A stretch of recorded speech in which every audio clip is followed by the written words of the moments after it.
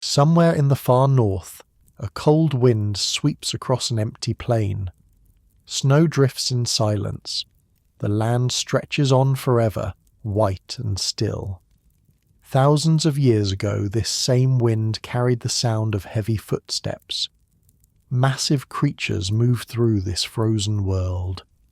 Their breath rose in clouds. Their tusks curved toward the grey sky.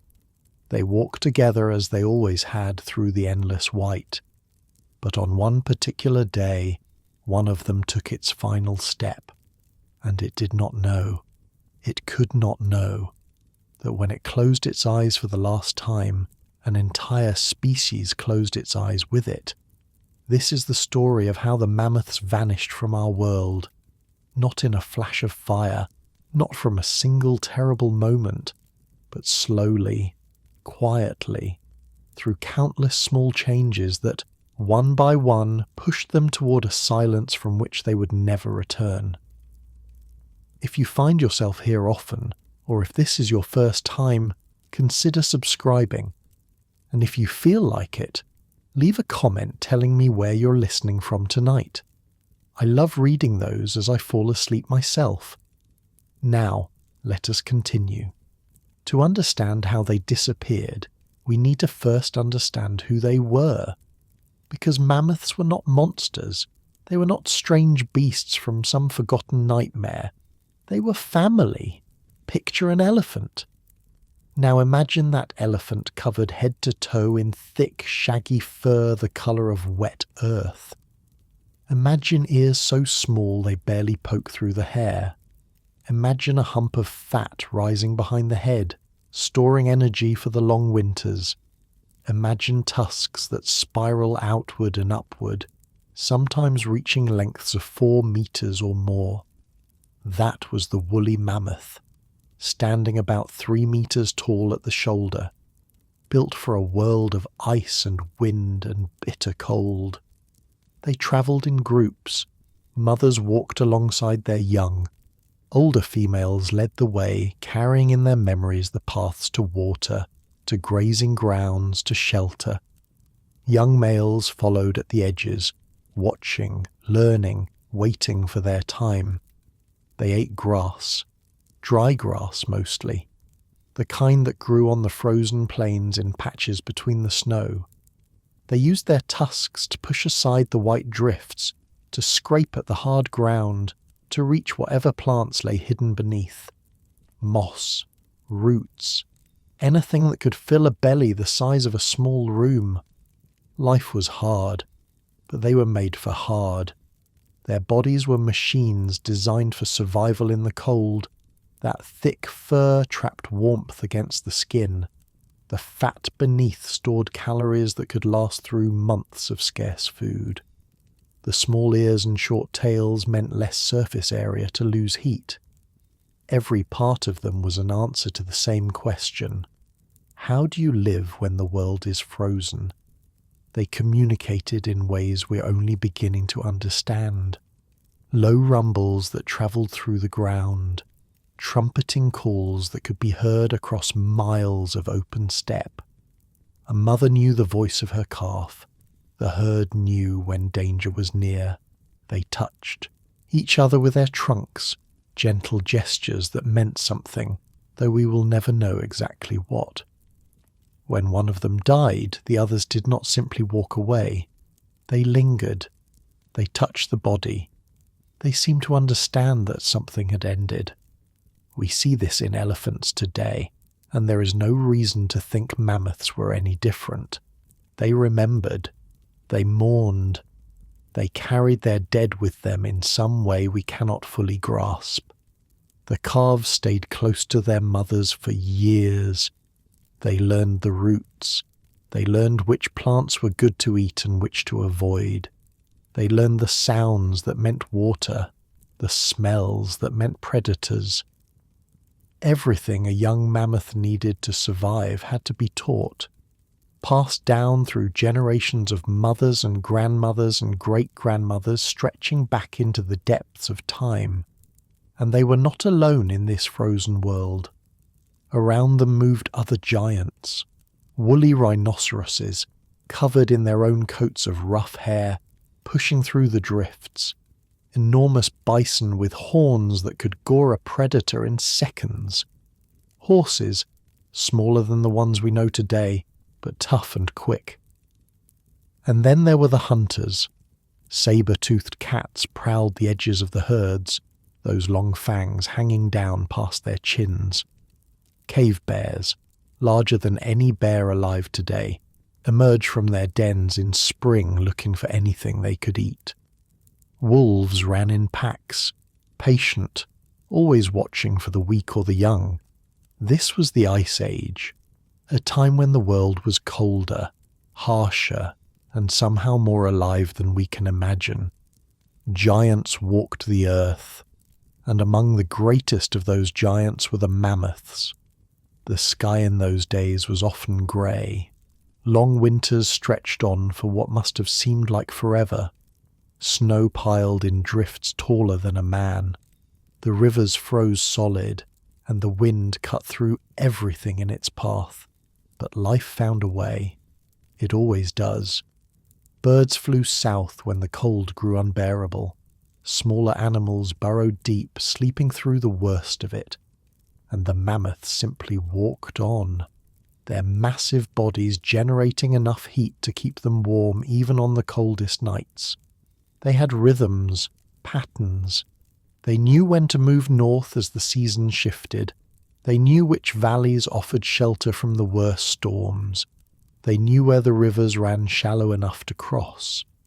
Knowledge like this was not written in any book. It was carried in the minds of the oldest members of the herd, and it kept them alive. Now imagine something else. Imagine a small group of creatures watching from a distance. They stand upright on two legs. They have no fur, no claws, no fangs. Compared to everything else on this frozen plain, they look helpless, fragile, like prey. But these creatures have something none of the others have. They have fire. They have sharp stones tied to wooden sticks. They have language, the ability to plan, to coordinate, to remember. They are humans. And for them, the mammoth was not a distant legend or a museum exhibit. The mammoth was dinner. The mammoth was clothing. The mammoth was shelter. The mammoth was survival itself. One killed mammoth could feed a band of humans for weeks. The meat could be smoked over fire and stored. The fat could be rendered and burned for light and warmth. The bones could be shaped into tools, into weapons, into the frames of shelters. The tusks could be carved into needles, into spear points, into objects as beauty. In some places, humans did not just use mammoth bones. They built entire houses from them. Archaeologists have found the remains of these structures, circles of massive bones covered with skins, small fires burning in the center. Imagine living inside the skeleton of a creature that once shook the earth when it walked. And humans did something else. They watched the mammoths. They studied them. They learned their habits, their movements, their weaknesses. And then they painted them. Deep inside caves across Europe and Asia, on walls that never see sunlight, there are images of mammoths. Drawn in red and black, smeared with fingers and primitive brushes, these paintings show the animals as they were seen by eyes that have been closed for 30,000 years. Curved tusks, domed heads, shaggy bodies. Our ancestors did not just hunt mammoths, they thought about them. They told stories about them. The mammoth was woven into the fabric of early human life in ways we can only begin to understand.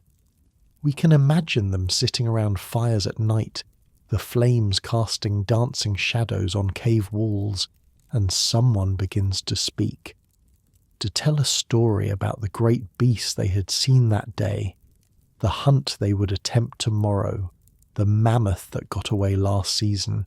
These stories were passed from parent to child, from generation to generation. The mammoth became myth even while it still walked the earth.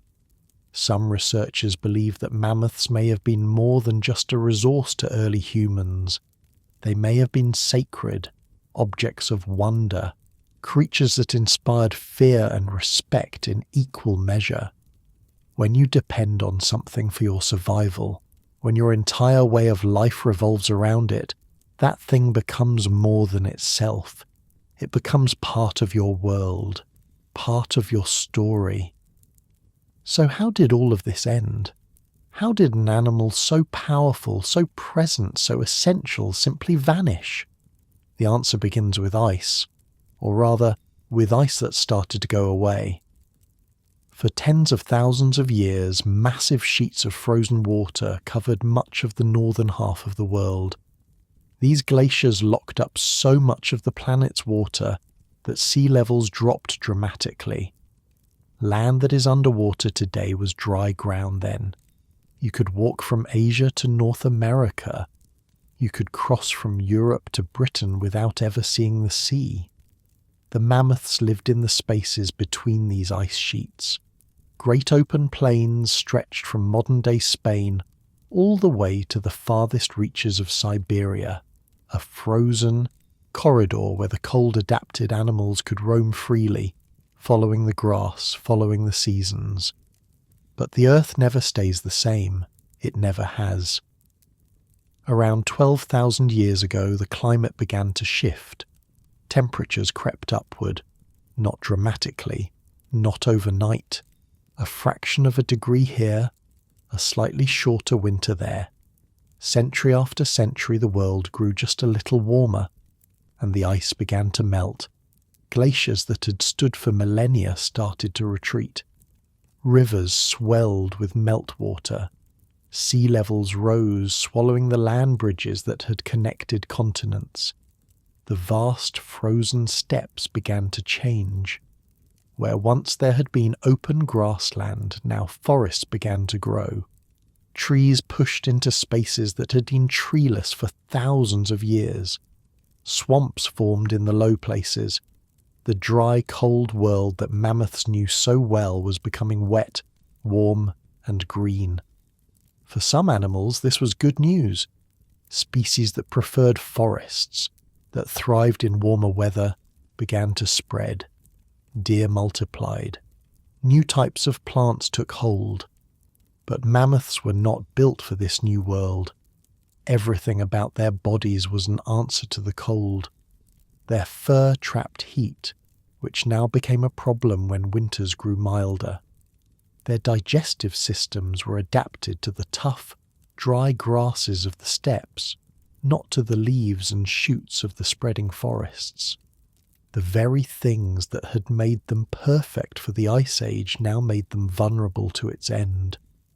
Imagine a mammoth standing at the edge of a forest that did not exist a generation ago. Behind it, the open grasslands are shrinking. Ahead, the trees close in like a wall. The paths its mother knew have changed. The water sources have moved. The grass is harder to find. Year by year, the world these animals depended on was disappearing, and year by year, the mammoths were running out of places to go. But the changing climate was not working alone. Something else was happening. Someone else was becoming more dangerous. The humans were changing too. Their tools were getting better. Spear points that once were crude chunks of stone were now carefully shaped, sharpened to edges that could pierce thick hide. Hunters who once approached their prey in small groups were now coordinating larger and more complex hunts. They learned to use the landscape itself as a weapon. Cliffs where panicked animals could be driven to fall, narrow valleys where escape was impossible, frozen lakes with the ice too thin to hold a mammoth's weight, swamps that could trap a giant and hold it still long enough for the spears to do their work. One mammoth was strong. One mammoth could kill a man with a single swing of its tusks, but one mammoth surrounded by hunters who knew its fear, who understood how to make it run in the wrong direction, that mammoth had no chance. We cannot say for certain how much hunting contributed to the end of the mammoths. Scientists have debated this for decades. Some believe humans were the primary cause. Others say the climate would have killed them off even without us. But one pattern appears again and again. Wherever humans went, large animals began to disappear. Australia, the Americas, island after island across the Pacific. The timing is too consistent to ignore. Mammoths did not die from one cause. They died from many causes happening at once.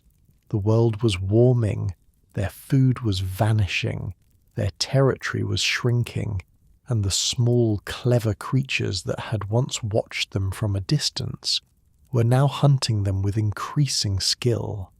It was not a massacre. It was a slow fade, a dimming. Year after year there were fewer calves born, fewer herds crossing the plains, fewer trumpeting calls echoing across the snow, and no one was counting. No one knew what was being lost. The mammoths simply became rarer and rarer, until in most places they were gone, but not everywhere. There were places so remote, so isolated that the mammoths held on, places where the old cold still lingered, places where humans had not yet arrived. And on one small island in the Arctic Ocean, mammoths would walk for thousands of years after their mainland cousins had turned to dust. Their story was not over, not yet. Far to the north, where the sea meets the ice and the winds never stop, there is a small piece of land. It sits alone in the Arctic Ocean, closer to Russia than to anywhere else, but belonging to no one except the cold. Wrangel Island. Most people have never heard of it. Most people will never see it. But for the mammoths, this forgotten speck of frozen earth became the last place on the planet where their kind could survive. When the ice sheets melted and the waters rose, Wrangel was cut off from the mainland. What had once been a hilltop in a vast frozen landscape became an island surrounded by dark, cold sea. And on that island, a small group of mammoths found themselves trapped. Trapped is perhaps the wrong word. They did not know they were cut off. They simply continued to live as they always had, walking the same paths their ancestors had walked, eating the same grasses, huddling together against the same winds. The sea was just another boundary, like a mountain range or a river too wide to cross. But something strange began to happen. With limited space and limited food, the mammoths of Wrangel began to change. Generation after generation they grew smaller. Not dramatically at first. A calf born slightly shorter than its parents. A young female who never quite reached the size of her grandmother. But over hundreds of years, over thousands of years, the change became unmistakable. The mammoths of Wrangel became dwarves. Not tiny, still larger than a man, still powerful, still covered in thick fur, still bearing those curved tusks, but noticeably smaller than the giants who had once roamed the continental steppes. Their bodies had adapted to the island, to its smaller territory, to its fewer resources. Evolution was doing what it always does, shaping creatures to fit the world they find themselves in. These dwarf mammoths walked Wrangel Island for an almost unbelievable length of time. On the mainland, their larger cousins had vanished around 10,000 years ago, but on Wrangel, mammoths continued to exist for another 6,000 years. 6,000 years. Let that sink in. When the Great Pyramids were being built in Egypt, there were still mammoths walking the earth.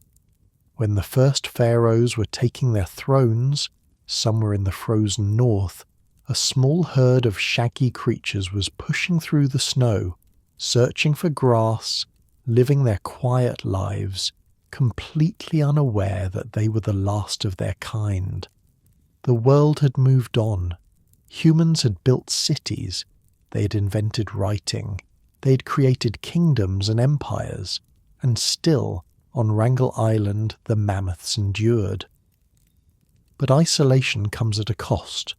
When a population shrinks, when there are only a few hundred individuals left, something begins to go wrong at the deepest level. The problem is variety, or rather, the lack of it. In a large population, every individual is slightly different. Different strengths, different weaknesses, different quirks in the way their bodies are built.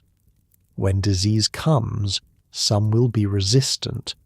When food becomes scarce, some will be better at finding it. This variety is what allows a species to survive the unexpected. But in a small population, everyone starts to become related to everyone else.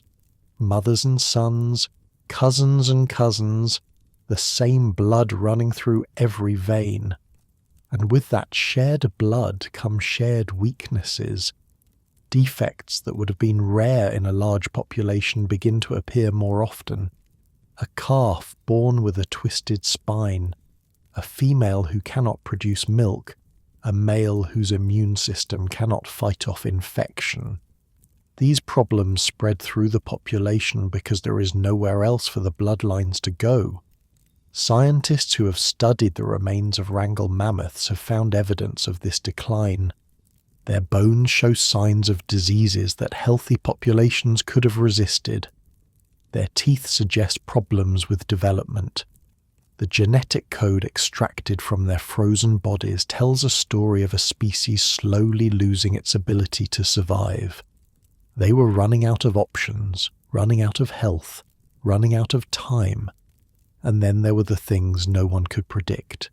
A single bad winter. Colder than usual. Snow that piled too deep, that buried the grass too completely, that lasted too long. In a large population spread across a continent, some herds would have found patches of exposed ground. Some would have survived. But on a small island with nowhere to go, a bad winter could kill everyone. A disease carried by a bird or a seal, something the mammoths had no resistance to, something their weakened immune systems could not fight. It would spread through the herd in days, taking the young and the old first, then everyone else. Or perhaps humans finally arrived, hunters in boats, crossing the cold sea, finding this island and its strange small elephants. A few hunting parties, a few kills. On an island with only a few hundred animals, that might have been enough. We do not know exactly how the end came. The fossil record does not give us that level of detail. We only know that at some point around 4,000 years ago, the mammoths of Wrangel Island stopped existing. The last one died. Think about that for a moment. One mammoth, standing alone. Perhaps it was old, its fur growing thin, its tusks chipped from years of use. Perhaps it was young, a calf who had lost its mother and could not survive on its own. Perhaps it was somewhere in between, healthy and strong, struck down by something it never saw coming. We will never know its name. It didn't have one.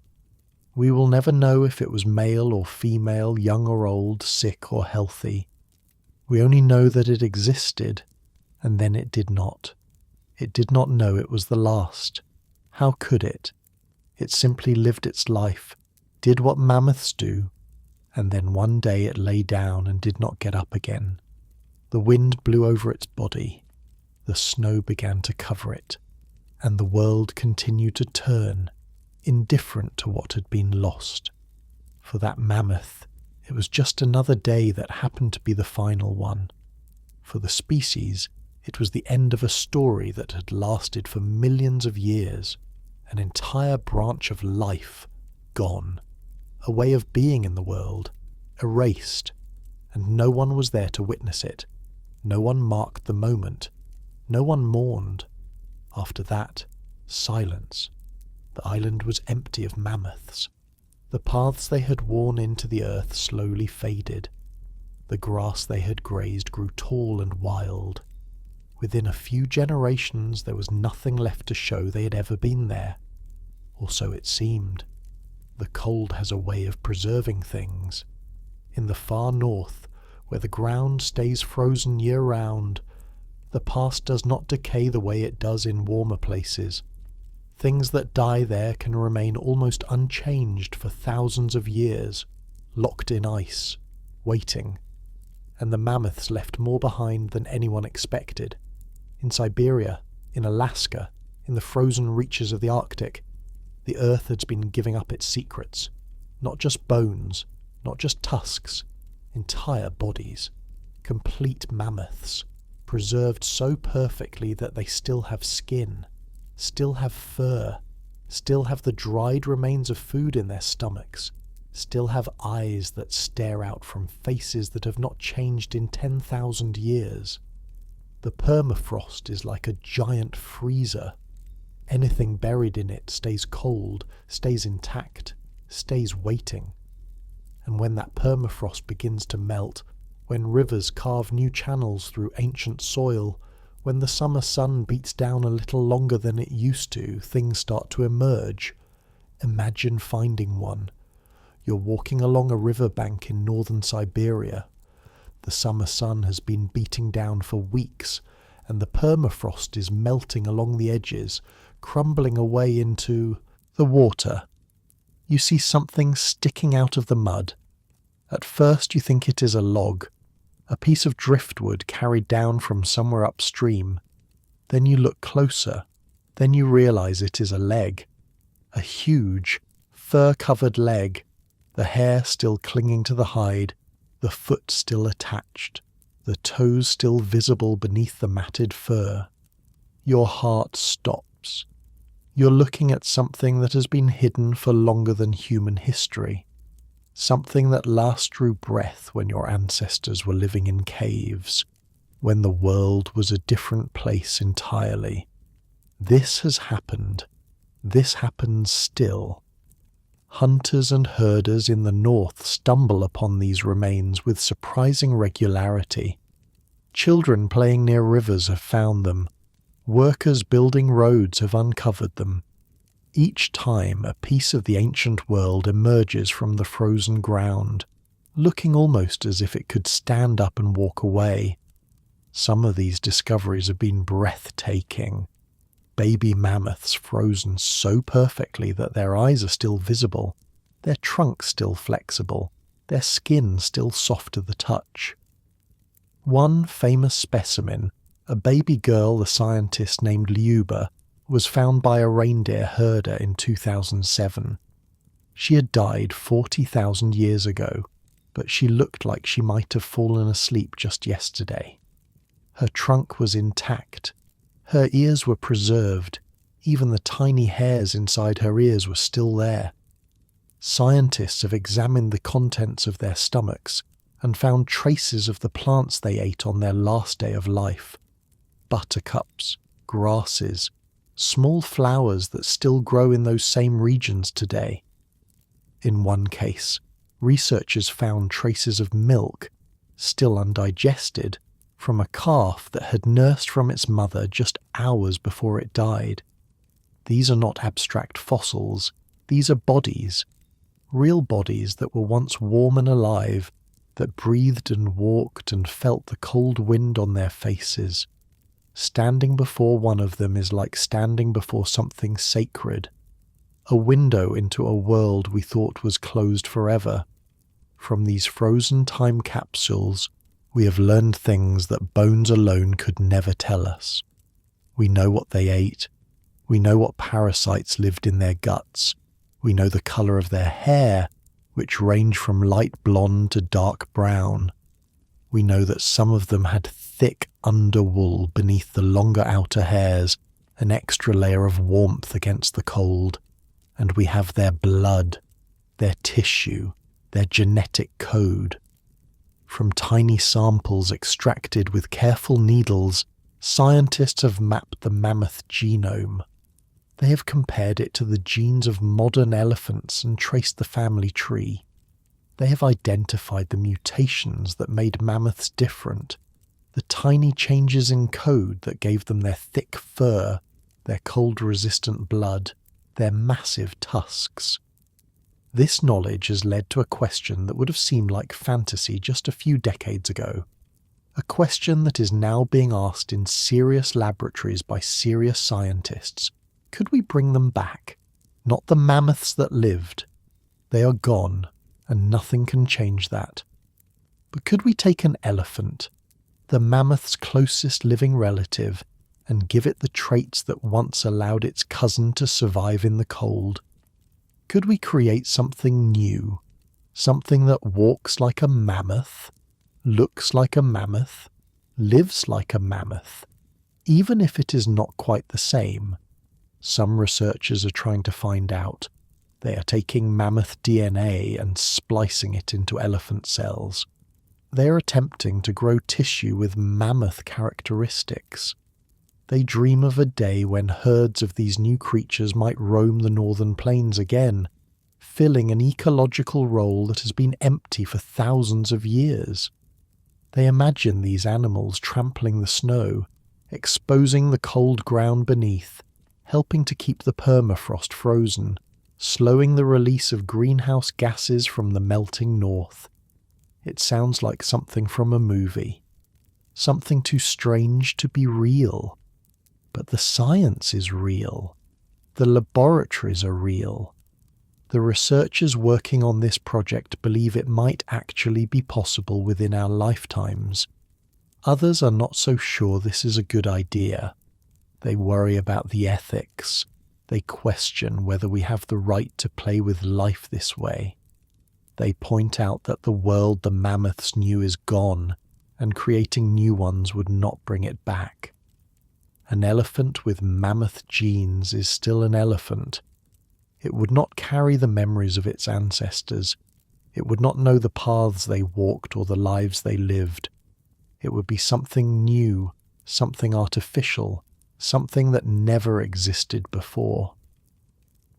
The debate continues.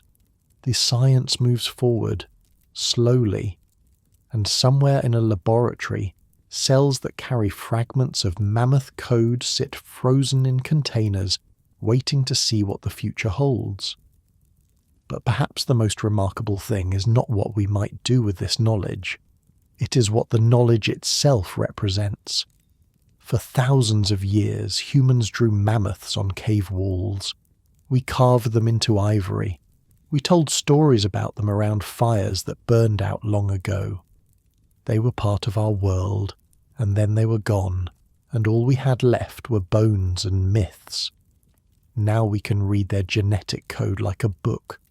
We can look inside their cells and see the instructions that built them. The mammoths who walk the frozen steppes left behind a record of themselves, written in molecules preserved by the cold, and we're only beginning to understand what it says. They are gone. They will not return, not truly, not as they were, but they have not been forgotten. Their story is still being told, still being uncovered, still surprising us with new chapters we never expected to find, and perhaps that is enough. Perhaps the greatest monument to the mammoths is not a skeleton in a museum or a frozen body in the permafrost. Perhaps it is the simple fact that we remember them, that we care enough to search for their remains, to study their lives, to wonder at what we have lost. The wind still blows across the frozen north. The snow still falls, and somewhere beneath that snow there are more mammoths waiting to be found. More stories waiting to be told. Their chapter may have ended, but ours is still being written. There is a word we use too easily. Extinction. It rolls off the tongue. It fits neatly into sentences. We say it in classrooms and documentaries and conversations without feeling the weight of what it means. But what does it actually mean for something to go extinct? It means that every single individual is gone. Not most of them, not nearly all of them, every one. The last mother and the last calf and the last old bull with the chipped tusks, the last heartbeat, the last breath, the last pair of eyes closing for the final time. It means that a way of being alive that took millions of years to develop has ended. All the accumulated wisdom, all the learned behaviours, all the subtle knowledge passed from generation to generation erased. Not stored somewhere, not sleeping, gone. When the mammoths vanished, something vanished with them that can never be recovered. Not just their bodies, their presence, the way they move through the world, the relationships between mothers and daughters that stretched back further than human memory, the sounds they made, the paths they knew, the way they touched each other with their trunks. All of it, gone. We can dig up their bones, we can study their genes, we can build models and make educated guesses, but we'll never see a mammoth walk. We will never hear the sound a herd makes moving across snow. We will never know what it felt like to stand in their presence, to feel the ground shake beneath their weight. That is extinction. That is what the word means. And once you understand it, really understand it, you start to see it differently. You start to see it happening now. There is an animal that lives in the forests of Central Africa. It is large, grey, covered in thick skin. It has a horn on its nose, sometimes two.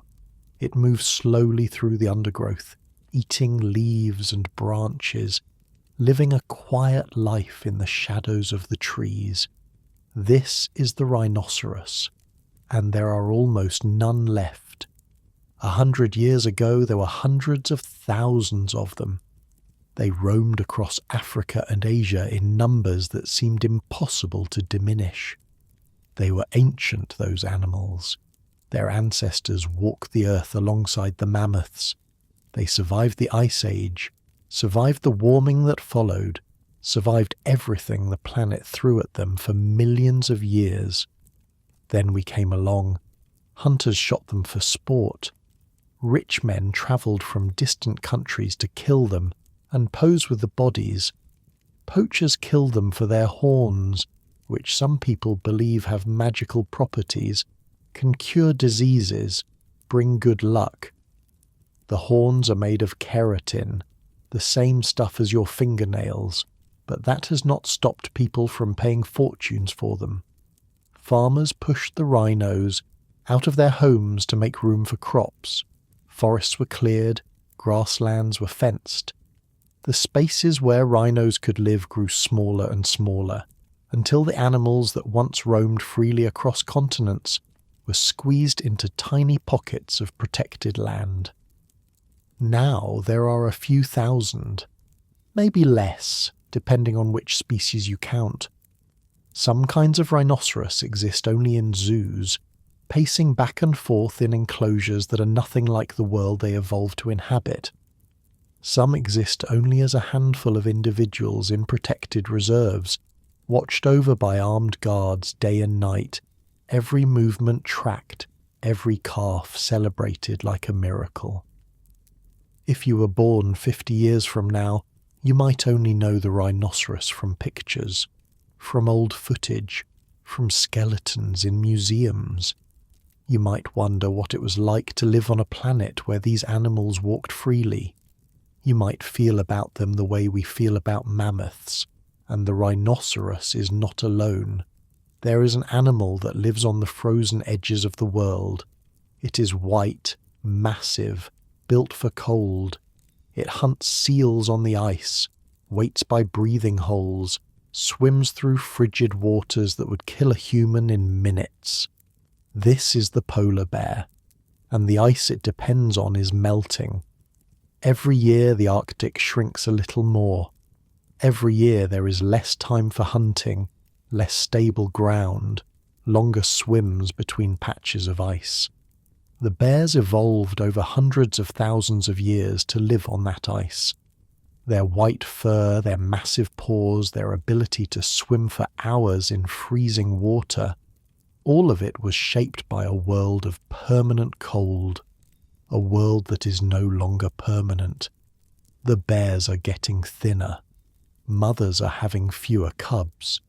The cubs that are born have a harder time surviving. Some bears are drowning in waters their grandparents crossed without trouble. Others are starving on land, unable to find enough food to sustain their massive bodies through the long summers when the ice is gone.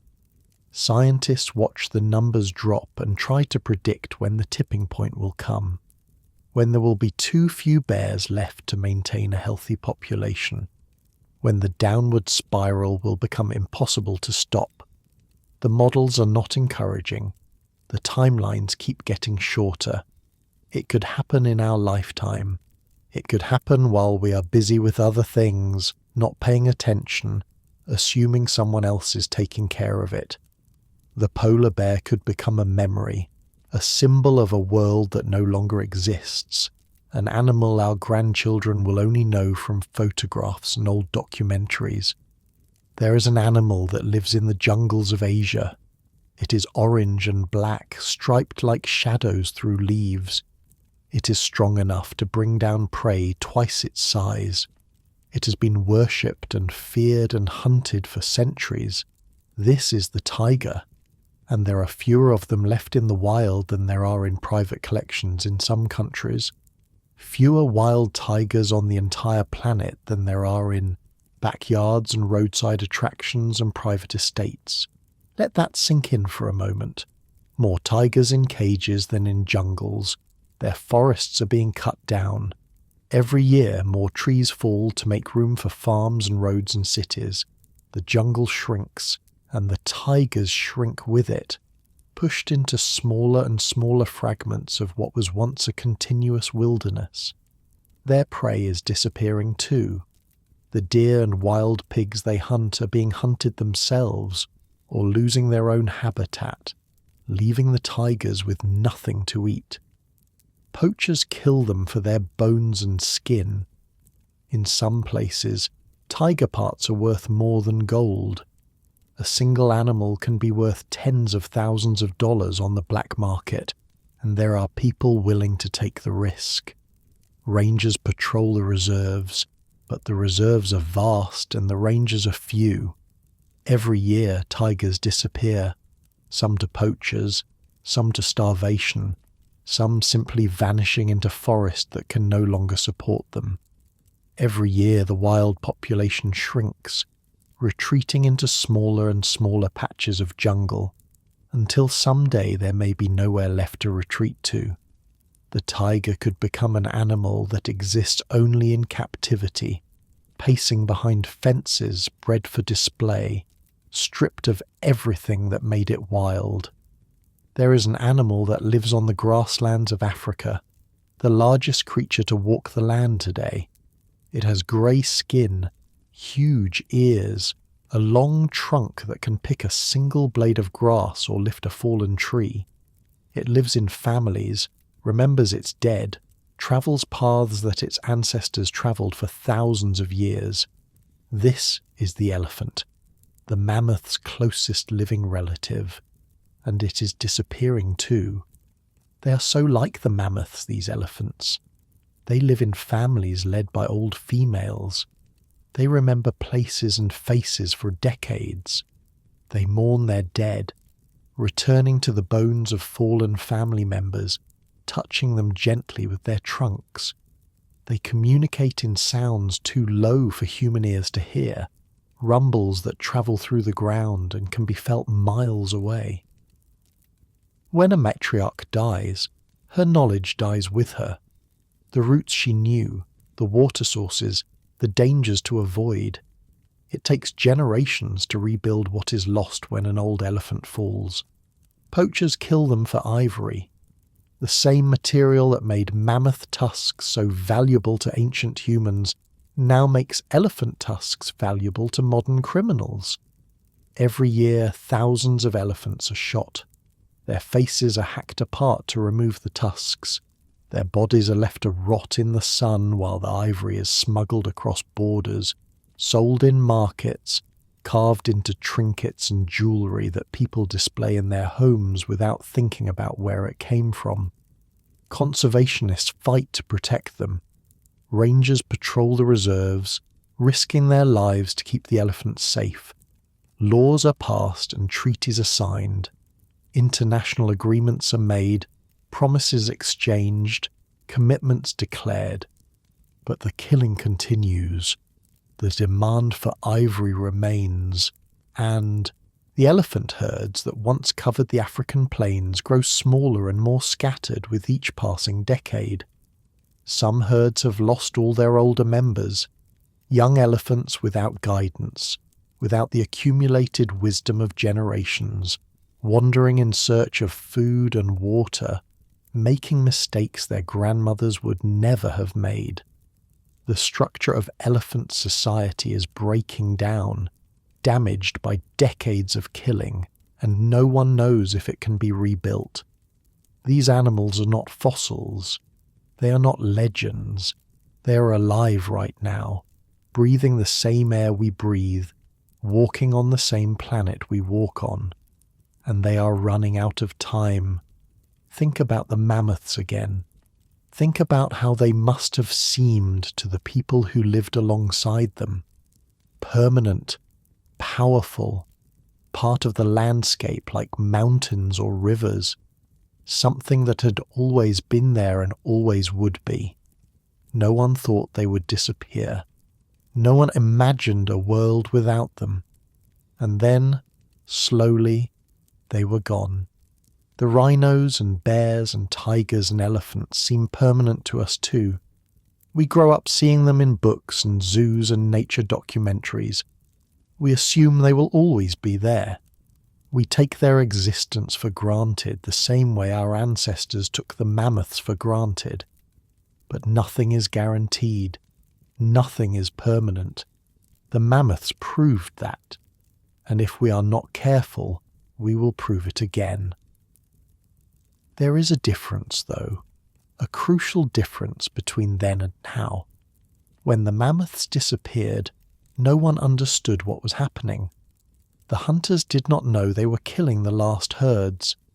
The changing climate was invisible, a process too slow for any individual to notice. There were no scientists tracking populations, no conservationists sounding alarms, no global network sharing information about which species were in danger. Our ancestors watched the mammoths vanish without realizing what they were watching. They could not have saved them even if they had wanted to. They did not have the knowledge or the tools or the understanding. We do. We know exactly how many rhinos are left. We can track polar bears by satellite. We monitor tiger populations with camera traps hidden in the jungle. We count elephants from airplanes and analyze their DNA and study their behavior and understand their needs better than any generation before us. We know what is happening. We know why it is happening. And we know, for the most part, what would need to change to stop it. That knowledge is a burden. It means we cannot claim ignorance. We cannot say we did not see it coming. If the elephants disappear on our watch, it will not be because we did not know. It will be because we knew and did not act. The mammoths did not have advocates. No one stood up for them. No one argued that they deserved to survive. They slipped away in silence, one herd at a time, until there were none. The animals alive today do have advocates. People who have dedicated their lives to protecting them. Scientists and rangers and activists and ordinary citizens who care. But caring is not enough. Knowing is not enough. The question is whether enough of us care enough to make a difference. Somewhere in the world right now, a rhino is being born. It will take its first breath, struggle to its feet, begin the slow process of learning to be a rhino. It will learn to recognize its mother's voice. It will learn which plants are good to eat. It will learn the boundaries of its territory and the sounds that mean danger. That calf has no idea what it has been born into. It does not know that it is part of a species on the edge. It does not know that its survival depends on decisions being made in boardrooms and parliaments and international conferences halfway around the world. It just knows hunger and warmth and the comfort of its mother's presence. Whether that calf grows old, whether it has calves of its own, whether rhinos continue to exist at all depends on us, on what we choose, on what we are willing to sacrifice, on whether we can look beyond our own lifetimes and think about what we want to leave behind. The mammoths left behind bones, frozen bodies, cave paintings, memories encoded in the human imagination for 10,000 years. What will we leave behind? If we let the elephants die, future generations will find their bones too. They'll study the ivory, reconstruct the skeletons, piece together what these creatures looked like. They will wonder what it was like to see an elephant in the wild, to watch a herd move across the savannah, to hear the deep rumble of their calls, and they will know something we try not to think about. They will know that we could have saved them, that we had the chance and the knowledge and the resources, that we chose not to, or we could choose differently. We could decide that some things are worth protecting, that the existence of wild elephants and rhinos and tigers matters, even if we never see them ourselves, that the world is richer and more interesting and more alive with them in it, that driving a species to extinction is a loss that cannot be undone, a door that closes forever. The mammoths are gone. We cannot bring them back. Their time has passed, and the world has moved on without them, but we are still here, and so are the elephants and the rhinos and the polar bears and the tigers and thousands of other species whose futures have not yet been decided. The story of the mammoths is a story about loss, about how quickly giants can fall, about the fragility of life and the permanence of death. It is a sad story in many ways, a story without a happy ending, but it is also a warning, a reminder that extinction is real and final and happening right now, that the animals we take for granted today could become the fossils of tomorrow, that we're living through a moment of decision, whether we realize it or not.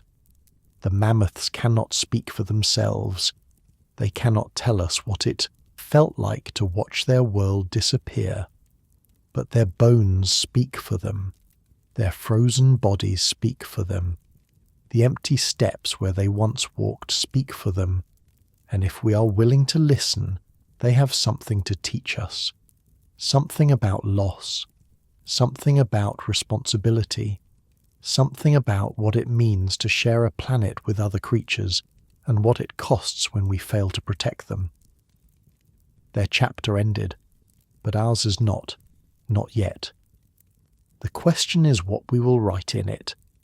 Imagine yourself walking through a museum, not a busy day, a quiet afternoon maybe, when the crowds have thinned and the halls are still. Your footsteps echo on the stone floor, light falls through high windows, dust floats in the air. You turn a corner, and there it is, a mammoth skeleton.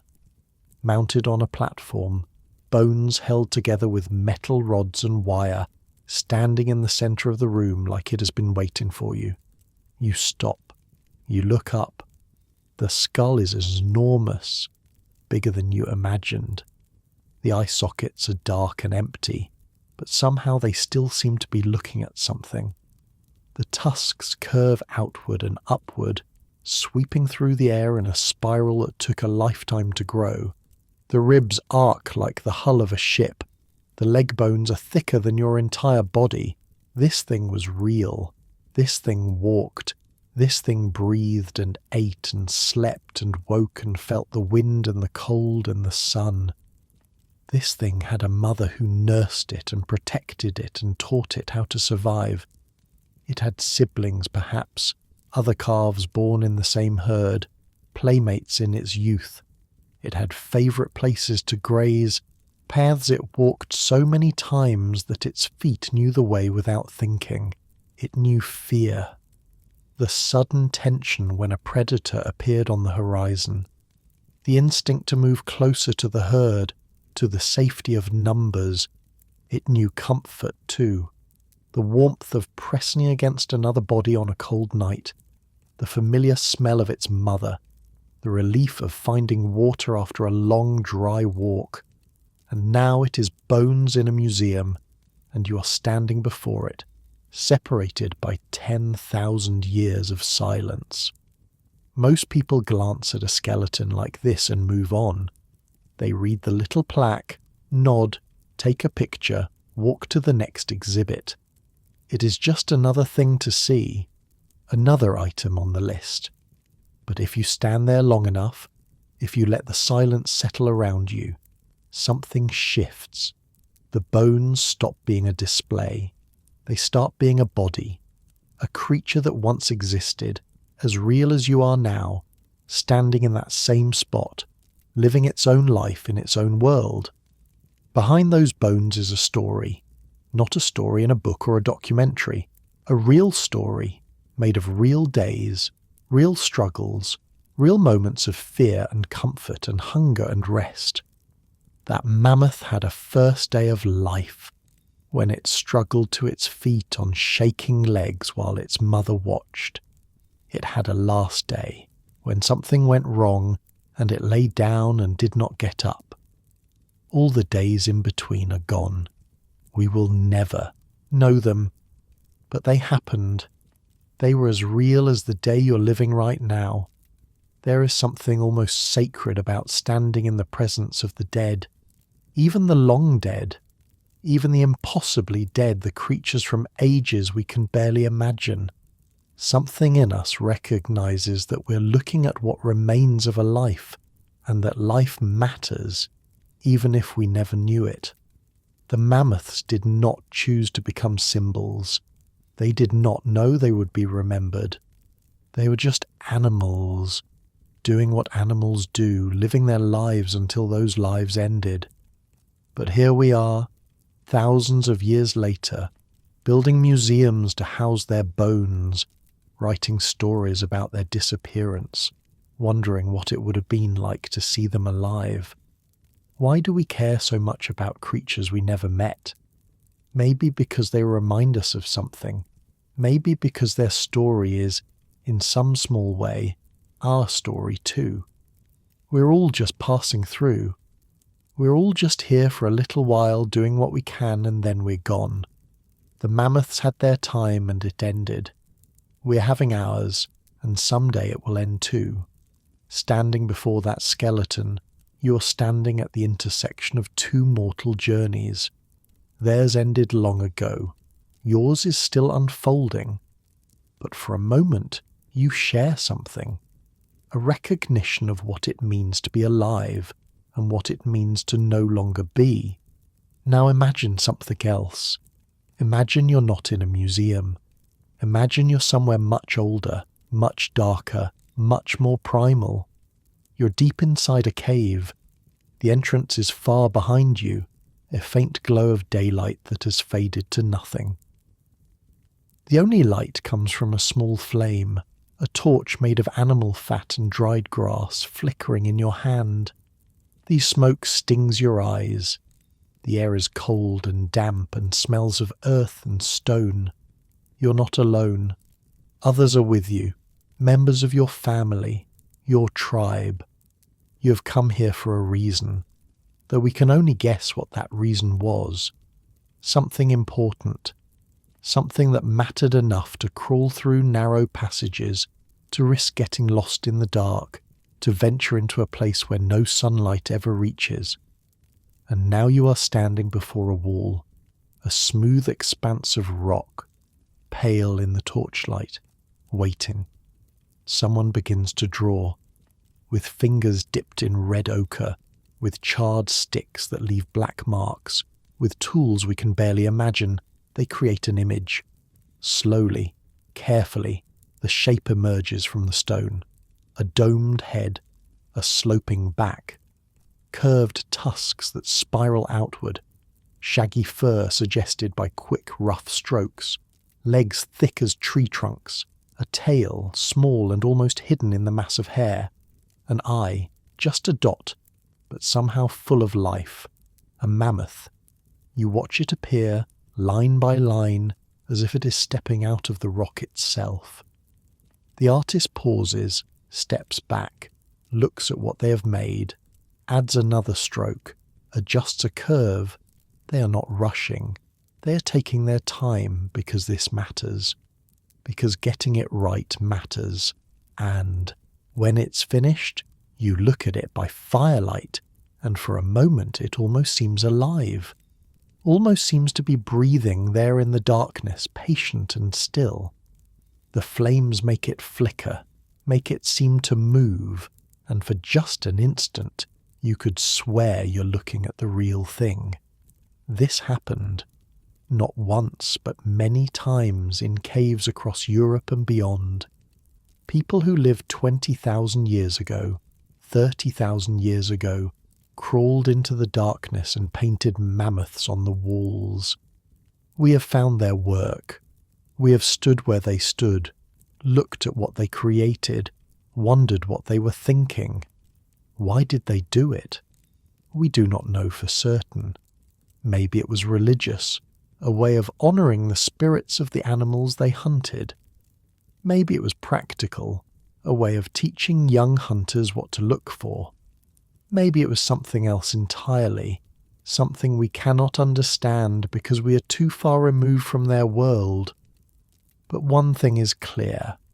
They were thinking about mammoths, not just hunting them, not just eating them, thinking about them, observing them closely enough to capture their shapes on stone, caring enough to make the dangerous journey into the caves, spending hours, maybe days, creating images that would last for millennia.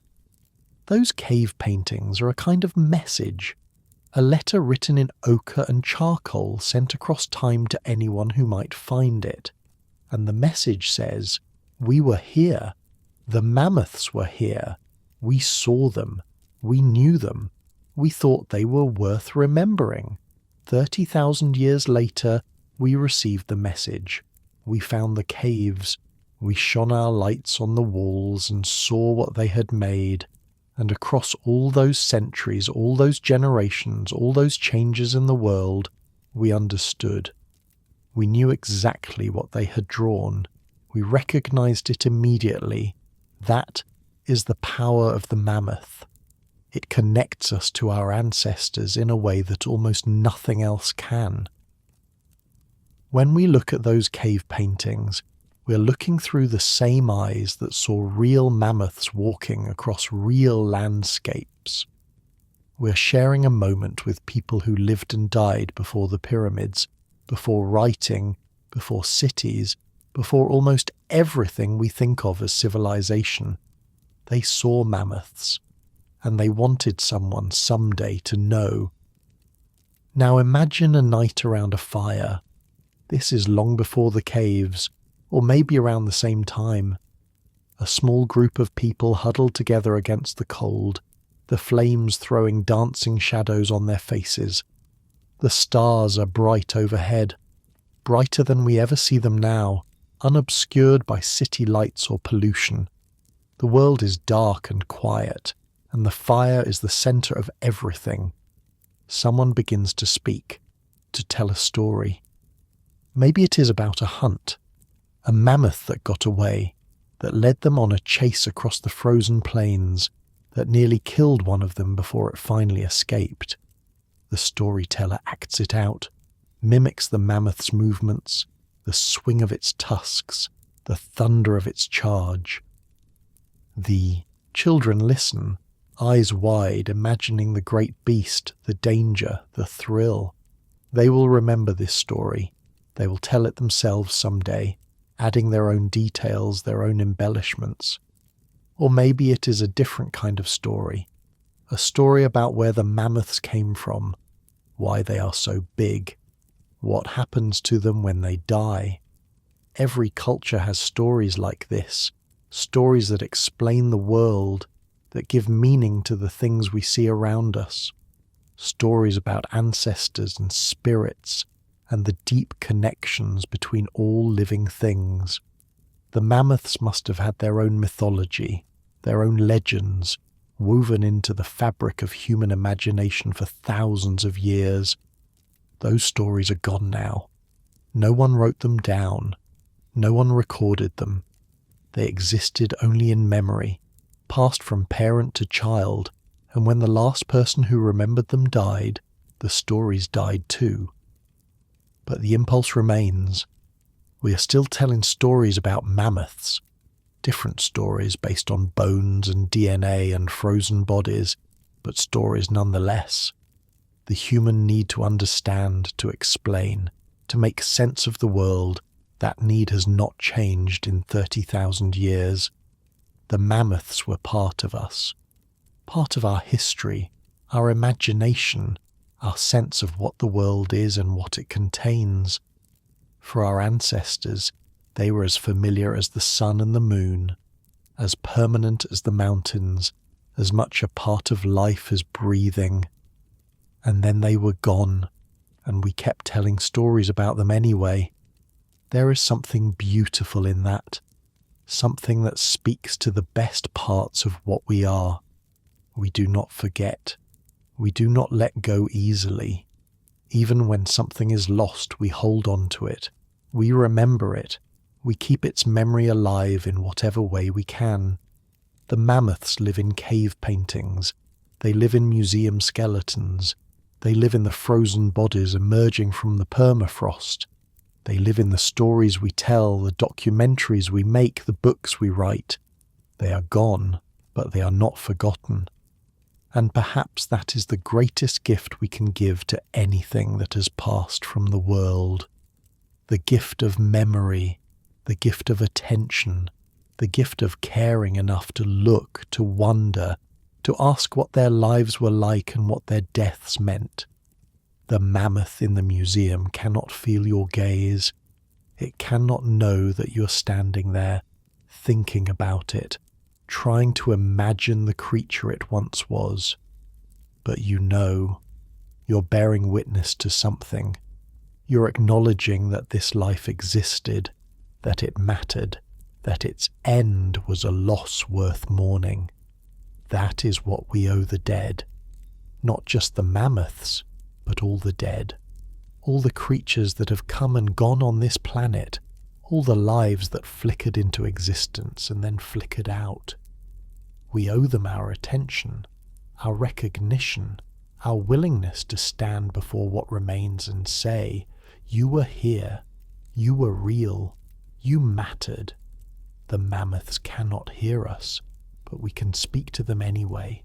We can tell their story. We can make sure that as long as humans exist, the mammoths will exist too, in some form, in some way, in the memory of a species that knew them and lost them and never quite stopped thinking about them. The fire in the cave has burned out. The torch has gone dark. The people who painted those walls have been dust for longer than we can comprehend. But the paintings remain, and every time someone looks at them, really looks at them, the mammoths walk again, just for a moment, just in the imagination. But that is something. That is more than nothing. That is what memory can do. It cannot bring back the dead, but it can keep them from disappearing entirely. It can hold a space for them in the world of the living, a space where they still matter, where their story is still being told. The mammoths are still here, not in body, not in breath, but in us, in the part of us that refuses to forget. And as long as we remember, they're not entirely gone. The snow is falling again. Somewhere in the far north, in a place most of us will never see, white flakes drift down from a grey sky. They land on frozen ground, on rocks that have been there for millions of years, on rivers locked solid under sheets of ice. The wind picks them up and carries them sideways, piling them into drifts that grow and shrink with the seasons. No one is watching. No one needs to watch. The snow falls whether anyone sees it or not. It has been falling here for longer than memory, longer than history, longer than humans have existed on this planet. It will keep falling long after we are gone. This is the world the mammoths knew. This cold, this silence, this endless white stretching to the horizon in every direction. They walked through snow like this. They breathed air like this. They felt the same wind on their faces, the same chill in their lungs. The land remembers them in its own way. The paths they wore into the earth have long since vanished, covered over and smoothed away by 10,000 years of weather. But somewhere beneath the surface traces remain. A bone buried in the permafrost, a tusk slowly emerging from a melting riverbank, a body frozen and waiting, preserved in the cold that once kept it alive. The land gives up its secrets slowly, a little more each year as the climate warms and the ice retreats. Pieces of the past rising to the surface like bubbles in still water, each one a fragment of a story, each one a reminder that this empty place was not always empty. If you could stand here, in the silence and the cold, you might feel something. Not a presence exactly. The mammoths are gone, and gone things do not linger, but perhaps an echo, a sense that the space around you was once filled with life, that massive creatures moved through this very landscape, leaving footprints that have long since disappeared. You cannot hear them, you cannot see them, but you can imagine them, and imagination is its own kind of seeing. Close your eyes for a moment. Let the world of screens and sounds and busy days fade away. Let yourself drift back 10,000 years, 20,000, 30,000. The calendar means nothing. Time is just a river, and you're floating backward along its current. The ice sheets are larger now. The sea is lower. Land connects places that will someday be separated by water, and across that land shapes are moving. Dark shapes against the white, slow and steady, breath rising in clouds. A herd of mammoths walking. They are not hurrying. They have nowhere urgent to be. They are simply doing what they have always done, what their mothers did, what their grandmothers did, following the food, following the seasons, following paths worn into the earth by countless generations before them. The oldest female leads the way. She is large, her tusks long and curved, her fur thick with the years. She has made this journey many times. She knows where the rivers run shallow. She knows where the grass grows tallest. She knows the places to avoid, the places where the ground is soft and treacherous, the places where predators like to wait. Behind her, the others follow. Younger females, some with calves at their sides. The little ones stay close, their small trunks reaching up to touch their mothers, to reassure themselves that all is well. They are learning. Every step is a lesson. Every day adds to the knowledge they will carry with them for the rest of their lives. The males are nearby, but not too close. They keep their distance, watching, waiting. They have their own rhythms, their own journeys to make, but they are never far from the herd. They are part of this too, part of this great slow movement across the frozen world. The wind picks up, snow swirls around them. The mammoths lower their heads and keep walking. They have weathered storms before. They will weather this one too. The cold is not their enemy. The cold is their home. They were made for this, every part of them, shaped by thousands of generations, perfectly suited to a world of ice. Night falls. The herd stops, gathering close together for warmth. The calves press against their mothers. The adults stand in a loose circle, their bodies blocking the wind, their warmth pooling in the centre. Above them, stars appear, brighter than any stars you've ever seen, scattered across a sky unmarred by light or smoke. They sleep standing up, dozing in shifts, always alert for danger. But tonight, there is no danger. Tonight, there is only the cold and the dark and the soft sound of breathing. The world is at peace. The herd is safe. Tomorrow they'll walk again. This is what it was. This is what it felt like to be a mammoth, as much as we can imagine it. Not a monster, not a curiosity, just an animal living its life, surrounded by others of its kind, part of a world that made sense. They did not know what was coming. They could not have known. The changes were too slow, too subtle, stretched across centuries that no single mammoth could perceive. To them, each day was much like the one before. Each winter gave way to spring. Each spring brought new grass, new calves, new reasons to keep walking. The end, when it came, did not announce itself. It was not a single moment, but a long, slow dimming. Fewer calves surviving each year. Fewer herds gathering at the old meeting places. Familiar faces disappearing one by one, until the ones who remained could no longer remember what it had been like when the world was full. And then, silence. The snow kept falling. The wind kept blowing. The stars kept turning overhead, indifferent to what had been lost. The world went on, as it always does, as it always will. But something was missing. A sound that would never be heard again. A shape that would never move across the horizon. An absence where there had once been presence. That absence is still there. You can feel it if you pay attention. A space in the world that was once filled and is now empty. The mammoths left a hole in the fabric of things, and 10,000 years have not been enough to fill it. But here is something strange and wonderful. The hole is not just emptiness. It is also a shape. A mammoth-shaped space in our memory, in our imagination, in our understanding of what the world once contained.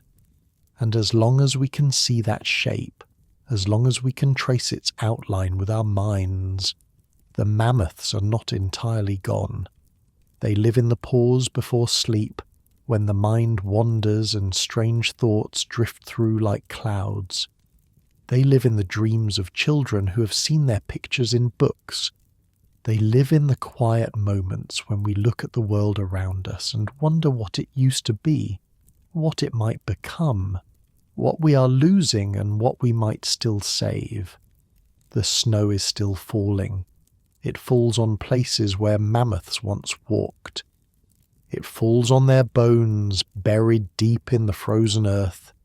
It falls on a world that has changed so much and will keep changing, whether we want it to or not. Somewhere, in a laboratory, a scientist is studying a fragment of mammoth tissue, trying to read the messages written in ancient cells. Somewhere, in a museum, a child is standing before a skeleton, looking up with wonder at something too big to fully comprehend. Somewhere, in the far north, a hunter is walking along a riverbank, and the melting permafrost is about to reveal something that has been hidden for 10,000 years. The story continues. It has not ended. It will not end as long as there are people who care enough to listen, to look, to wonder. The mammoths walked this earth for millions of years. They saw things we will never see. They knew a world we can only imagine. and then they were gone, and the world kept turning. And here we are, still thinking about them, still telling their story, still trying to understand what their lives were like and what their deaths mean. Perhaps that is enough. Perhaps it is enough to remember, to carry them with us in some small way as we go about our own brief lives, to know that they existed, that they mattered, that the world is poorer for their absence. The wind is dying down now, the snow is settling, the sky is growing lighter in the east, though dawn is still hours away. Somewhere beneath the frozen ground, mammoths are sleeping their long sleep, preserved in ice, waiting for nothing because there is nothing left to wait for. But in another sense, they are waiting for us, waiting to be found, waiting to be remembered, waiting for someone to tell their story one more time, to speak their names into the silence, to keep them alive in the only way that is left. The cold does not feel so cold now. The darkness does not feel so dark. There is something almost comforting about it, about knowing that we are connected to something larger than ourselves, that the story we are part of stretches back further than we can imagine and forward further than we can see. The mammoths are part of that story. They always will be, and so are we. Sleep now, let the images fade, let the snow fall soft and silent in your mind. The mammoths are walking somewhere, in the place where memory and dream meet. They are walking as they always walked, slow and steady, breath rising in clouds, following paths only they can see. They are not alone. They have never been alone. We are with them now, in our thoughts, in our wondering, in the part of us that reaches across time to touch something that is gone but not forgotten. The snow falls, the wind whispers, the world is quiet and still, and somewhere